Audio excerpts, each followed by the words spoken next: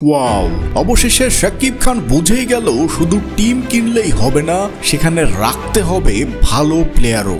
আর তাই ইংল্যান্ডের জনপ্রিয় ব্যাটসম্যান জেসন রয়কে নিয়ে আসলেন ঢাকা টিমে।